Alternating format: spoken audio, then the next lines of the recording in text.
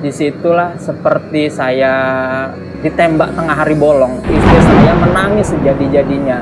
Saya berusaha menguatkan istri saya juga berusaha negosiasi dengan bank, ternyata itu nggak bisa. Cuman satu yang menguatkan saya bilang sama istri saya, Allah punya cara masing-masing untuk menyadarkan umatnya. Mungkin ini cara Allah menyadarkan kita supaya kita itu cepat terbebas dari riba. Mungkin kalau seandainya uang itu nggak ditarik secara paksa, kita bayar utangnya itu masih nanti-nanti. Kalau memang itu cara Allah untuk supaya kita cepat bersih dari hutang riba ini, ikhlaskan ma, ikhlaskan, saya bilang. Walaupun kami nggak ada uang sama sekali, nggak tahu untuk besok itu hidup untuk makan gimana, susu anak gimana. Cuman satu pegangan saya, Allah beserta prasangka umatnya.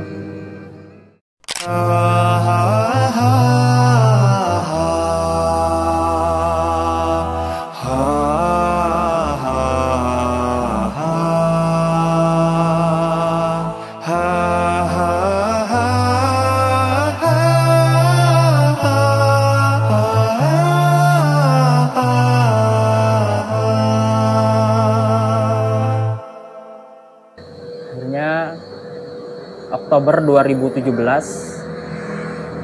saya pulang ke Medan. Yang pesan saya dengan Bang Hendra Yoki, saya sering komunikasi dengan dia, itu tadi yang saya minta. Saya pengen dipertemukan dengan teman-teman penggiat anti riba yang berada di Medan, karena saya masih pengen belajar.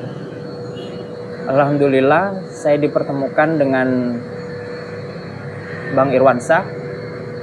Pada saat itu kita pengen mengadakan event pertama kita dari komunitas masyarakat tanpa riba Medan. Awalnya saya pulang ke Medan, saya join usaha, kita buka usaha kuliner. Mobil sudah saya jual, sudah saya tutup. Adalah sisa sedikit uang saya. Awalnya mau saya buka usaha sendiri, cuman orang tua saya nggak mengizinkan. Karena itu tadi, orang tua saya masih mikirin omongan orang. Ngapain sekolah tinggi-tinggi kok ujungnya jualan? Karena orang tua saya yang namanya tahu kerja itu kalau nggak jadi PNS, polisi, tentara. Jadi kalau yang namanya jualan itu bukan usaha. Jadi saya batalkan buka usaha sendiri, saya join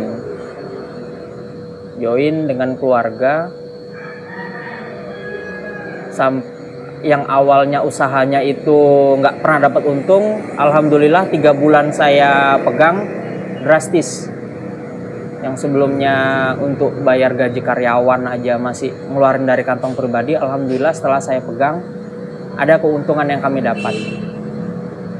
Sampai satu ketika masuk bulan kelima,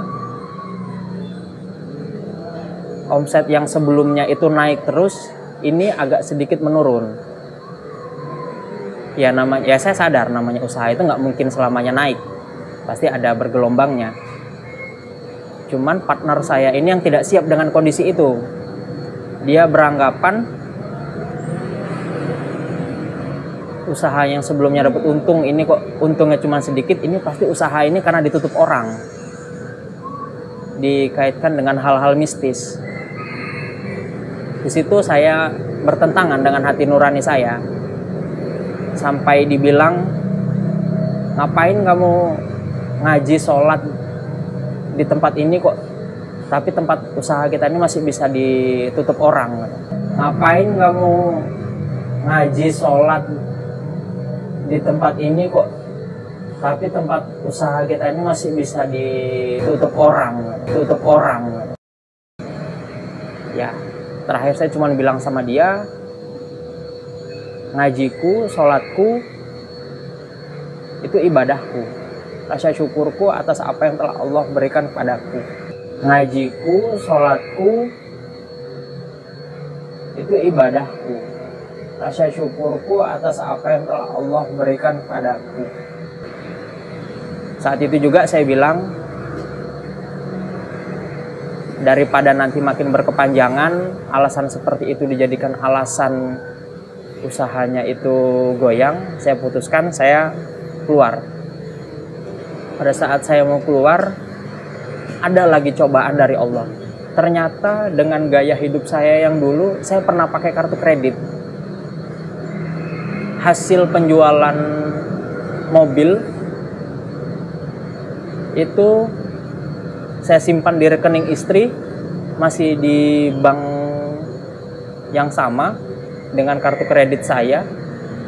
Karena ketidaktahuan saya, ternyata itu bisa didebit oleh bank.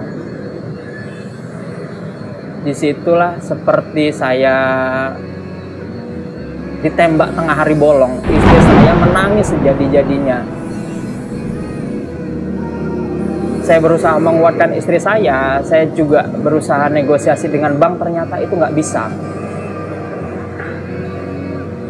Cuman satu yang menguatkan saya bilang sama istri saya, Allah punya cara masing-masing untuk menyadarkan umatnya. Mungkin ini cara Allah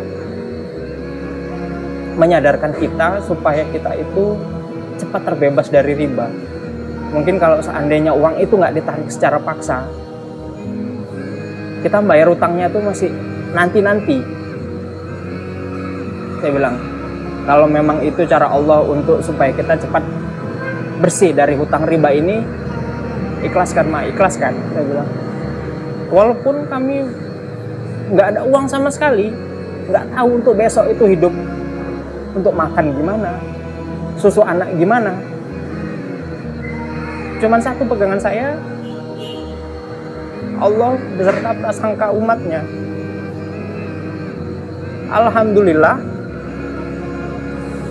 2 hari setelah saya keluar dari join bisnis dengan keluarga saya itu, ada salah seorang teman di Medan, penggiat anti riba juga, dia nawarin saya untuk ikut di usaha propertinya.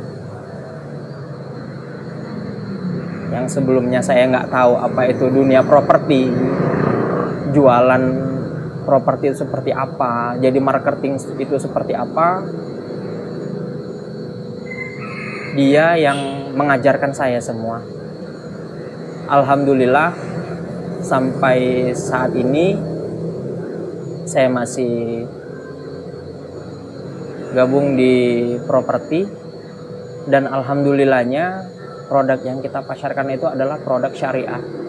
Makanya saya ngerasa nyaman, karena bukan hanya saya sebatas jual rumah. Kalau sebatas jual rumah berarti saya hanya sebatas ngambil komisi aja.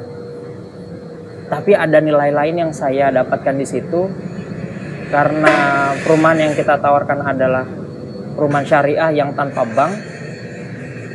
Jadi saya sambil berdakwah pada masyarakat, apa itu riba, seperti apa dosa riba, seperti apa dampak riba.